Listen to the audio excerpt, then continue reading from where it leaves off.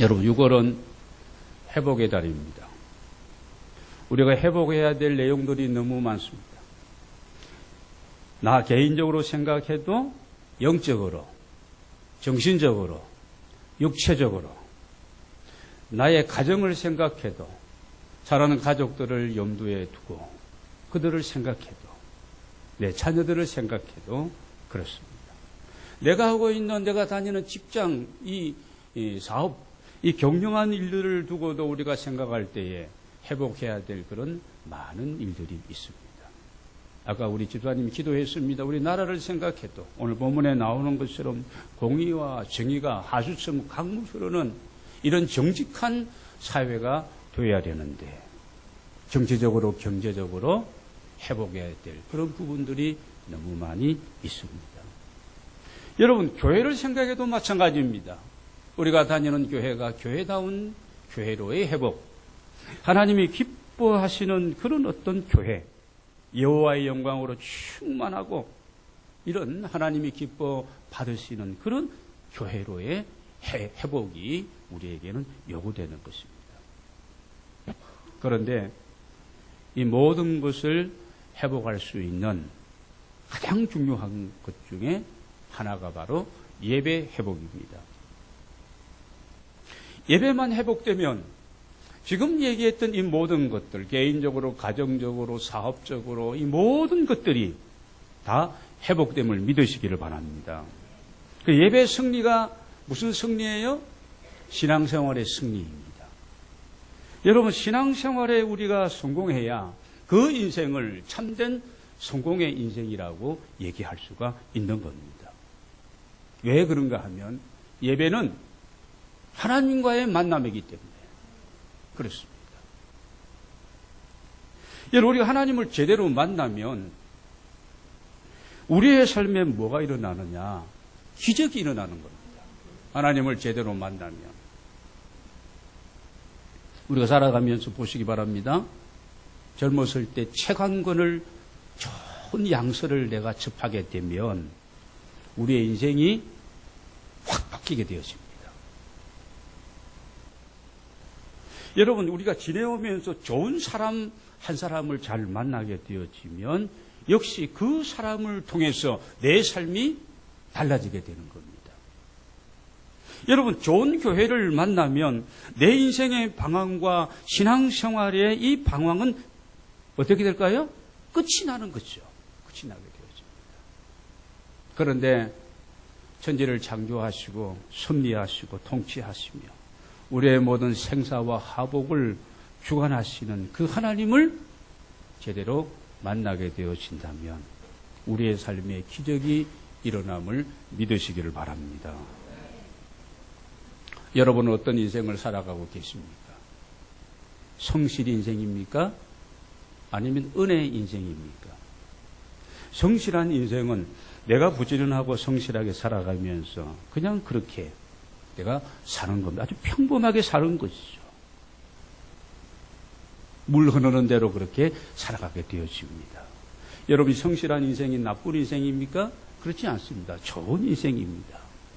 이렇게 사는 것도 하나님의 은혜입니다. 그러나 은혜의 인생은 이와는 다릅니다. 하나님의 은혜로 있을 데 없고 별 볼 일 없었지만 세상적으로 볼 때 그렇다는 겁니다. 그러나 나를 선택하시고 나를 구속하시고 내 모든 허물과 죄를 다 용서하시고 내게 어떤 세상 것보다도 귀한 믿음을 주시고 약한 나를 통해서 일하시는 하나님께 붙들려 사는 인생이 은혜의 인생이로 믿습니다. 여러분 인생이 이런 인생이 되시기를 바랍니다. 성경을 보면 이 은혜의 인생으로 살아가는 믿음의 사람들은 이렇게 고백합니다. 나의 힘이 되신 여호와여, 내가 주님을 사랑합니다. 시편 19편에서 다윗이 고백합니다. 여호와는 나의 목자시니 내가 부족함이 없으리로다. 그가 나를 푸른 초장으로 쉴만한 물가로 인도하시는도다. 내가 산을 향하여 눈을 들리라. 나의 도움이 어디서 올꼬? 나의 도움이 천지를 지으신 여호와에게서로다. 여러분, 이 노래와 이 고백이 오늘 예배하는 우리 모두의 고백이 되어야 할 줄로 믿습니다. 여러분, 은혜의 인생은 시편 122편 1절을 보면 사람들이 내게 말하기를 여호와의 집에 올라가자 할 때에 내가 기뻤도다. 여러분에게 이런 마음이 있으신지요? 한 주간을 지나고 주일을 앞에 두고 내가 이번 주에도 하나님 앞에 나아갔어. 일찍 준비하고 나아갔어. 내가 그 하나님 앞에 어떤 찬송을 올려드릴까? 내가 어떤 감사를 하나님 앞에 올려드릴까? 기다려지고 사모하고 이런 어떤 기쁨이 넘치는 여호와의 집에 올라가자 가서 같이 기도하고 같이 예배하고 같이 복음을 전하고 하나님의 일을 감당하자 할 때에 여러분 기뻐하면서 반응했는지 아니면 또가 이거예요. 공부는 언제 하고 너 교회만 가니? 평생 예수를 믿고 헌신하며 살았던 참 귀한 권사님이 저하고 이렇게 쭉 대화를 나누면서 이런 얘기를 했습니다. 여러 자녀들이 있어서 사회적으로 안정되어지고 잘 살아가고 있는데 노 권사님의 마음에 아픔이 있다는 거예요. 힘든 부분이 있다. 뭐겠어요? 사랑하는 자녀들이 어릴 때는 고등학교 1학년 때까지는 교회를 잘 다니면서 신앙생활을 잘 했는데 이 자녀들이 결혼을 하고 이렇게 이런 일들을 하고 좋은 사회에서 좋은 그런 위치에 있더라고요. 그런데 그 자녀들이 엄마 아빠가 교회를 안 나가니까 믿음이 없으니까 그 손자 손녀들이 교회를 나가겠어요? 안 나가고 이게 이제 그 어머니 권사님의 마음에 지금 큰 무거운 짐이 된다는 얘기를 들었습니다.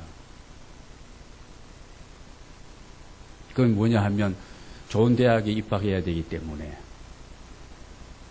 고등학교 2학년 3학년 될 때 학원에 가고 싶다. 또 부모가 가라고 했고 그래서 주일날까지 예배하는 시간까지 다 보낸 거예요. 그러다 보니까 미끄러지기는 엄청 속도가 빠르잖아요. 남원산도 올라가기는 더디고 힘들지만 믿음은 끌어올리는 거거든요. 계속해서 도전하고 하나님의 말씀을 붙들고 주님이 이루어주신 어떤 생애의 이 비전과 이 어떤 사명을 위해서 계속해서 열정을 다하고 기도하며 하나님이 나와 함께 하신다는 사실을 확신하고 여러분 나아가는 것이 믿음입니다. 여러분 믿음은 들음에서 하나님의 말씀으로 말미암는데 하나님의 말씀을 듣지 못하고 공급하시는 영적인 은혜를 경험하지 못하고 그러면요 이 온나무도 제때에 물을 주지 아니하면 어떻게 됩니까? 시들어가고 잎이 다 떨어지고 뿌리가 바싹 말라버리고 소망이 없는 거예요. 고등학교 2학년 3학년 때 아이들에게 느슨하게 하고 은근히 기도는 엄마가 할 테니까 그저 1년만 2년만 너희들은 공부에만 집중하라 한 것이 지금 안 된다는 거예요. 다 30, 40, 50이 되었는데 자녀들이 부모의 말씀에 엄마의 소원이 이것이다. 그래서 제가 구체적으로 그 권사님에게 코치해 주었습니다. 권사님 지금부터 할 일은 이것입니다. 이렇게 되어지면 그 자녀들이 어릴 때 신앙이 뿌리는 그래도 좀 남았기 때문에 돌아서게 될 것입니다.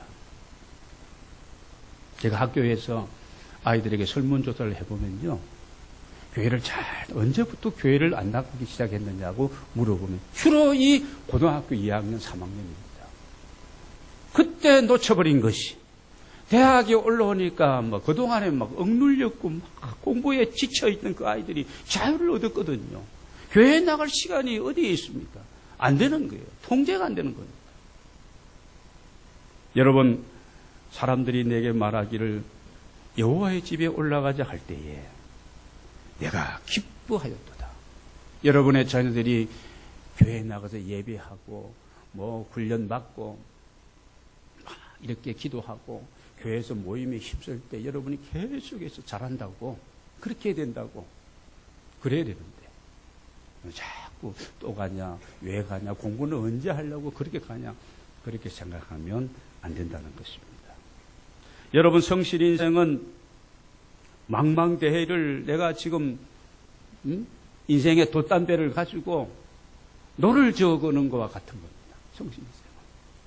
목적은 같아요.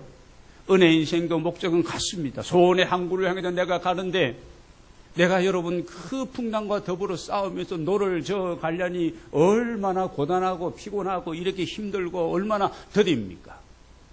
은혜 인생은 그렇지 않습니다. 같은 배입니다. 같은 목적지입니다. 그러나 돛을 달고 불어오는 그 바람, 그 힘으로 가는 거죠. 속도가 다른 겁니다. 어느 쪽에서 바람이 부느냐에 따라서 이 방향만 잡으면 그냥 그 바람, 여러분, 이 바람을 우리가 사람이 어떻게 하는 게 아니에요. 이 바람을, 우리의 인생의 삶에 바람을 일으키는 이시는 누굴까요? 하나님이시죠. 하나님이 나를 통해서 이루시고 내 안에 주신 그 아름다운 소원을 이루어 가시기 위해서 여러분, 바람을 일으키시고 성령께서 역사하실 때에 내가 믿음으로 반응하고 믿음의 돛을 높이 펼치고 올리면 그 바람에 의해 가지고 그 힘으로 우리가 소원의 항구로 나아가게 될 줄로 믿습니다. 여러분, 오늘 우리가 은혜의 인생으로 살아가는 하나님의 사람들은 예배 생활에 집중합니다. 하나님은 우리를 봉사자로 부르신 것이 아니에요. 하나님 우리를 예배자로 불러주신 줄로 믿습니다. 하나님께서 처음 인간을 창조할 에덴 동산에서부터 아담과 하와가 타락하기 이전입니다. 타락하기 이전에 에덴 동산을 하나님과 더불어 거닐면서 동행하시면서 대화하시면서 기뻐하면서 감사하면서 하나님께 맡겨주신 그 어떤 하나님의 대리자로서 관리자로서의 그런 역할을 하며 살아갔을 때에 여러분, 아담과 하와는 정말 행복했습니다. 그러나 하나님의 말씀을 의심하고 하나님과의 관계가 단절되었으면서부터 모든 것이 엉망이 되어버렸고, 여러분, 타락한 이 세상, 지금의 현실이 되고 말았던 것입니다. 나는 진정 어떤 자인가? 나는 교회 생활을 하면서도 내가 많은 이런 일들을 내가 하고 싶은 그런 어떤 욕심이 너무 많으면 여러분, 가장 중요한 나를 먼저 예배자로 부르신 하나님 앞에서 예배 소홀할 수밖에 없는 겁니다. 그래서 내가 마리아의 신앙이냐 마르다의 신앙이냐, 베다니 삼남매 그 집에 예수님이 자주 들렀을 때에 여러분, 마르다 언니는 음식을 장만하고 예수님과 그 제자들을 극진히 대접하기 위해서 분주했죠. 그렇다 보니까 손길이 부족한 겁니다. 동생에게 불평을 합니다. 여러분, 손님 하기를 즐기는 것이 잘못됐다는 그런 얘기가 아닙니다. 중요한 것이 무엇인지를 몰랐다는 것입니다. 밥도 해야 되고 국도 해야 되고 반찬도 요리조리 또 만들어야 되는데 이는 이게 지금 동생은 그냥 예수님 앞에 앉아서 말씀에만 그냥 아멘하고 귀 기울이고 막 있는데 예수님 뭐라고 하십니까? 마르다에게, 마르다야, 몇 가지만 하든지, 반찬 그거 얘기하는 거예요. 한 가지만이라도 족하니라. 여러 가지 일로 마음 분주하고 뺏기지 말고, 그 얘기입니다. 그래서 우리 교회가 일꾼이 많이 부족해서 두 가지, 세 가지 일들을 한 분이 하고 있습니다만은 1인 1사역을 감당하면서 하나님 기뻐하시는 이런 예배자로, 그런 예배로 우리 하나님 앞에 드려져야 할 줄로 믿습니다. 오늘 참된 예배가 무엇이며 어떻게 회복되어야 되는가? 오늘 본문 말씀을 우리가 정리해 보도록 하겠습니다. 오늘 말씀 21절로 가서 보겠습니다. 제가 읽겠습니다. 내가 너희 절기들을 미워하여 멸시하며 너희 송해들을 기뻐하지 아니하나니, 이 말은 무슨 말인가 하면 그들이 지키는 명절의 어떤 절기, 그들이 자주 정기적으로 모이는 이 송해, 우리로 말하면 예배 시간을 얘기하는 겁니다. 근데 하나님은 싫다는 거예요. 기쁘지 않다는 거예요. 22절을 봅니다. 너희가 드리는 번제와 소제와 화목제, 가축을 가지고 곡물을 가지고 이렇게 드리는 그 제사도, 그것도 내가 받지 않겠다. 아무리 살찌고 좋은 그런 제물을 가지고 드려도 내가 돌아보지 않겠다는 겁니다. 23절을 보시기 바랍니다. 내 노래소리를 내 앞에서 거칠지어다. 내 비파 소리도 내가 듣지 아니하리라. 이게 무슨 얘기입니까? 우리가 모였어. 오늘도 우리가 찬양단과 함께. 현악, 또 어떤 교회는 관악까지, 타악기까지 다 동원했어. 우리의 목소리와 함께. 이렇게 하나님이 기뻐 받으시기 원하시는 이런 우리가 찬양을 하고, 여러분, 이런 것도 하나님이 어떻게 해요? 듣지 않겠다는 거예요. 우리 하나님이 영광 받으실 것을 생각하면 하나님이 기뻐하실 것을 생각하고, 이렇게 우리가 찬양하고, 이렇게 우리가 또 모이고, 이렇게 의식을 가지고 이렇게 하는데도 하나님은 상관없다. 싫다는 거예요. 안 듣겠다는 겁니다. 그러면 뭐가 문제일까? 오늘 예배자의 마음, 예배자의 정성, 예배자의 그 믿음을 원하신다는 겁니다.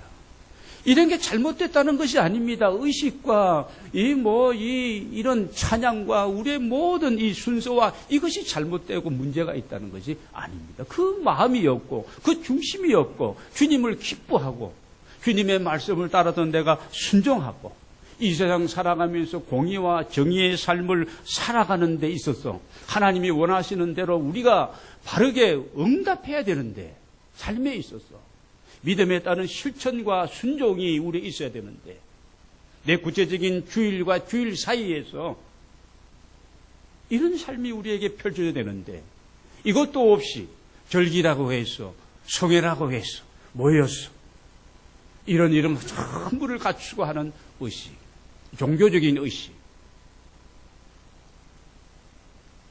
이걸 하나님이 싫어하신다고 오늘 말씀하고 있습니다. 무슨 문제냐 하면은 신령과 진정의 영적인 예배가 되지 못했다는 겁니다. 로마서 12장 1절 2절을 우리 한번 보겠습니다. 로마서 12장 1절 2절 같이 한번 우리 읽겠습니다. 시작. 그러므로 형제들아, 내가 하나님의 모든 자비하심으로 너희를 권하노니 너희 몸을 하나님이 기뻐하시는 거룩한 산제사로 드리라. 이는 너희가 드릴 영적 예배니라. 2절 같이 한번 읽겠습니다. 너희는 이 세대를 본받지 말고 오직 마음을 새롭게 함으로 변화를 받아 하나님이 기뻐하시고 선하시고 온전하신 뜻이 무엇인지 분별하도록 하라. 여러분, 참된 예배와 참된 예배자는 삶을 주님 앞에 드리는 게 중요하다는 겁니다.